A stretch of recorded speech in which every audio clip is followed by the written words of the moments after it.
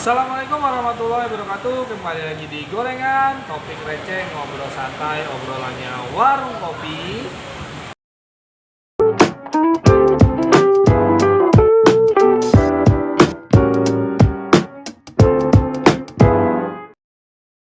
Nah, kembali lagi ya setelah kita libur panjang kemarin ya, di tahun 2000 menyambut tahun 2023 ini. Mungkin ini video pertama yang akan tayang di 2023 ini setelah libur panjang, teman-teman. Kangen nggak, teman-teman? Nah, sekarang kita akan bahas topik receh lagi mengenai motor GP ya, teman-teman. Nah, kita tahu sendiri ini ada beban berat bagi para pembalap dan semua yang terlibat di motor GP, kru juga, kru mekanik dan semuanya. Kenapa, teman-teman? Karena ini adalah rekor terbanyak mendatangi 21 negara, 21 sirkuit, teman-teman. Dan juga berarti sekarang ada total 42 race, di mana 21 race adalah sprint race. Ya, jadi beban para pembalap ini bertambah, teman-teman. Dimana jadi dilema juga, ya kan? Karena semakin banyaknya race, maka tingkat resiko cedera, tingkat resiko kecelakaan atau crash itu akan semakin tinggi. Sedangkan kontrak mereka itu udah mereka tanda tangani sebelum regulasi ini keluar, sehingga gaji mereka ya tidak bisa minta nambah dong. Itulah istilah gurauannya gitu kan. Gosip-gosipnya seperti itu. Banyak sekali rider yang istilahnya yang menolak, rider yang protes dengan banyaknya race ya, dengan resiko yang semakin tinggi gitu, teman-teman. Itu pada intinya. Nah, terkait regulasi baru ini berarti ada perubahan, teman-teman.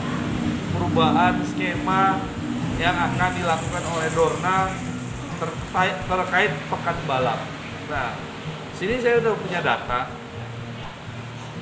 Biasanya itu pekan balap itu dimulai di hari Kamis, teman-teman, dengan yang namanya press conference. Nah, seperti biasa press conference. Nah, lalu dimulai di hari Jumat dengan pre-practice 1 dan pre-practice 2. Dilanjut lagi di hari Sabtu pre-practice 3 dan 4. Nah, barulah masuk ke kualifikasi 1 dan kualifikasi 1 dan kualifikasi 2 itu di hari Sabtu juga. Nah, bedanya di sini, teman-teman. Formatnya karena ada kualifikasi ketiga, ya kan? Untuk menentukan langsung masuk ke kualifikasi 2 itu adalah nilai yang dikumpulkan para rider atau jumlah lap dan waktu terbaik para rider itu yang dihitung dari keseluruhan kualifikasi 1 dan sampai kualifikasi ketiga. Nah, rata-ratanya diambil, mana yang paling baik itu akan langsung masuk ke kualifikasi kedua untuk menentukan siapa yang akan memegang pole position. Sedangkan yang kurang baik itu nanti bisa masuk ke kualifikasi kedua dengan mengikuti yang namanya kualifikasi pertama. Nah, diambil 2 terbaik dari kualifikasi pertama itu untuk ikut ke kualifikasi kedua. Itu, teman-teman. Nah, jadi itu untuk di hari Sabtunya itu ada kualifikasi kedua, kualifikasi ketiga, keempat dan itu ada pre-practice 3 dan 4 dan kualifikasi 1 dan 2. Itu biasanya. Dan di hari Minggu adalah main race-nya, race utamanya, teman-teman. Nah, itu adalah format yang lama, format 2022 ke bawah. Nah, sekarang masuk di era 2023, itu Dorna menetapkan yang namanya sprint race dengan mengubah format pekan balap. Nah, seperti biasa di hari Kamis ya, press conference seperti biasa. Nah, yang beda ini mulai di hari Jumat, teman-teman. Di hari Jumat itu ada free practice 1 dan FP1 dan FP2. Free practice 1 dan 2. Dimana free practice 1 yang waktunya biasanya cukup panjang, ini cuman 45 menit teman-teman. Sedangkan free practice 2 1 jam atau 60 menit. Nah, biasanya diambil kualifikasi free practice 1 dan sampai free practice 3 untuk masuk ke kualifikasi 2 langsung. Tapi ini langsung yang terbaik dari free practice 1 dan yang kedua itu langsung masuk ke free practice ke 2. Biasanya kan sampai free practice 3 ya. Tapi ini cukup sampai free practice kedua untuk masuk ke Q2 atau kualifikasi kedua untuk menentukan pole position langsung. Nah, lanjut di hari Sabtu. Di hari Sabtu itu ada free practice. Itu nggak tahu ya, itu masuknya free practice yang ketiga atau gimana. Itu waktunya mulai dari jam 10 sampai jam 10 lewat 10 waktu setempat sampai 10.40. Berarti waktunya pendek, mepet sekali teman-teman. Itu free practice. Nggak tahu free practice berapa, itu di hari Sabtu ya. Lanjut langsung kualifikasi di jam 10 lewat 50 teman-teman. Pendek sekali jedanya, 10 menit aja langsung masuk ke kualifikasi pertama teman-teman.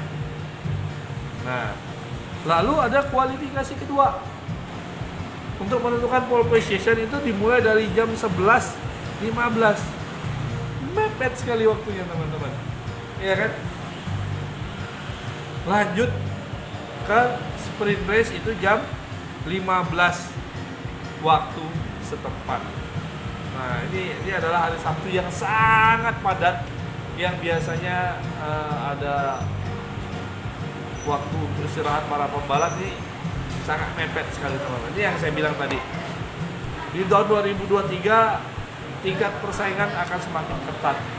Kenapa? Karena adanya sprint race.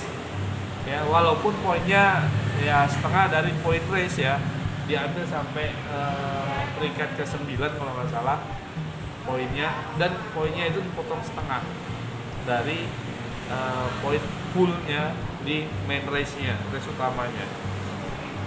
Nah, ini menciptakan sesuatu yang menarik menurut saya ini diikuti, karena biasanya para pembalap itu ada yang cepat untuk dikualifikasi karena mereka memakai ban soft ya kan teman-teman, dan ada yang memang cepat di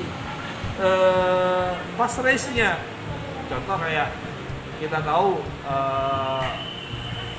Martin itu dari timnya Pramac Ducati, Jorge Martin itu kan sangat baik sekali dalam kualifikasi ya, dan sangat sering dia itu berada di front row atau di baris depan, bahkan sampai pole position. Tapi eksekusinya di race dia sangat lemah. Nah, ini sangat menguntungkan sekali untuk mengumpulkan poin di sprint race. Nah, makanya saya bilang persaingan semakin ketat teman-teman, akan semakin menarik menyaksikan format MotoGP di tahun 2023 ini. Dan pertanyaan saya tadi balik lagi ke awal, apakah race MotoGP yang di hari Sabtu itu sprint race-nya itu akan ditayangkan secara live atau ditayangkan seperti sebelum-sebelumnya menggunakan siaran tunda yang akan disiarkan nanti jam 11 malam. Nah, itu patut kita tunggu teman-teman. Nah, sedangkan di hari Minggu ya, kita lanjut lagi ya belum ya. Di hari Minggu itu yang biasanya warm up-nya 30 menit, ini cuma 10 menit teman-teman. Nah, itu lalu dilanjut dengan nanti main race-nya seperti biasa, seperti itu. Nah, itu sedikit informasi ya mengenai format MotoGP di tahun 2023 ini. Semoga kalau ada kurang dan lebihnya teman-teman silakan di komen di bawah kalau ada yang masih menambah tentang informasi ini. Kalau saya ada kurangnya saya mohon maaf. Silakan like, share dan komennya ya. Dadah.